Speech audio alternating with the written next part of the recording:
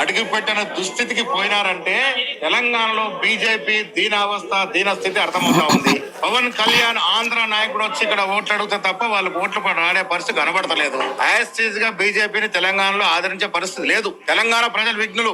మీరు దేవుల పేరిట మతం పేరిట మోసం చేయాలని మళ్ళీ ప్రయత్నం చేసినా తెలంగాణ ప్రజలు కోరుకుంటుంది వారి అభివృద్ధి, వారి సంక్షేమం. ఆ సంక్షేమం, ఆ అభివృద్ధి కాంగ్రెస్ పార్టీ పరిపూర్ణంగా ఇస్తుంది కాబట్టి ఇవాళ 90% పైగా మున్సిపాలిటీ కాంగ్రెస్ చూస్తా ఉన్నాయి కాబట్టి ఆ భయంతో ఇలా పవన్ కళ్యాణ్ లాంటి సినీతారుల్ని బీజేపీ నాయకులు పోయి అడుక్కునే పరిస్థితి వచ్చింది.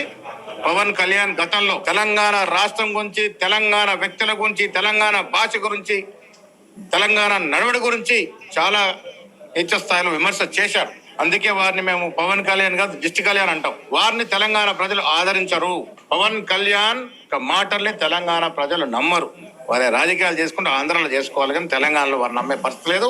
బీజేపీ నాయకుల్ని వారు రెచ్చగొట్టే ప్రయత్నం చేసినా ప్రజలు ఈసారి నమ్మరు. కేంద్ర మంత్రులు, రాష్ట్ర నాయకుల్ని పవన్ కళ్యాణ్ ని కలిసి అయ్యా భిక్షాందేయి మా సార్, ఇది మహేష్ గౌడ్ చేసిన వ్యాఖ్యలు ఒక రకంగా బీజేపీ టార్గెటా లేదంటే పవన్ కళ్యాణ్ తెలంగాణ సెంటిమెంట్ని ఈ మున్సిపల్ ఎన్నికలు కాంగ్రెస్ పార్టీ వాడుకోవాలని చూస్తుందా?